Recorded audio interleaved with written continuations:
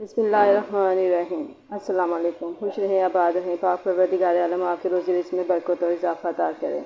आज जो रेसिपी मैं आपसे शेयर करनी हूँ ये आलू की कतलियाँ हैं। आलू की कतलियाँ बनाने के लिए मैंने सिंपल आधा किलो आलू लिए हैं, उनको कतलियाँ बनाया है और ये 2 से 3 चम्मच मैंने ऑयल शामिल किया है और इसको मैं ये फ्राई कर रही हूँ।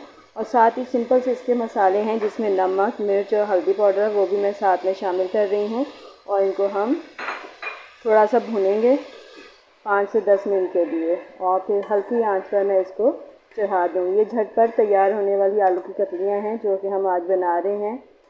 आज थोड़ा मूड चेंज हुआ था कि दाल बनाई थी तो दाल के साथ थोड़ा सा ये आलू की कतलियों का सालन भी बना लिया जाए।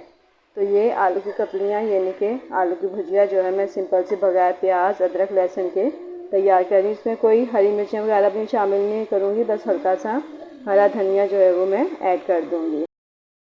ये लीजिए जी, 15 मिनट में हमारी ये झटपट जो है आलू की तिहारी जो है आलू की भुजिया जो है वो तैयार हो गई है। और ये मैंने हरा धनिया भी शामिल कर दिया है इसमें। थोड़ा सा आलू अच्छे तरीके से गल चुके हैं और देखें मैंने बिल्कुल भी इसमें पानी का इस्तेमाल नहीं किया है। इसको मैंने भाप में ही जो है गला लिया है आलू। ये देखें माशाल्लाह से बहुत अच्छे गले हुए हैं। ये देखें, तो इसी तरीके से आप भी झटपट कुछ सालन वगैरह ना हो तो झटपट ये आलू की भुजिया तैयार करें। यकीनन आपको मेरी ये रेसिपी पसंद आएगी। अब आइंदा आने वाली वीडियो तक के लिए मुझे इजाज़त दीजिए। खुदा हाफ़िज़।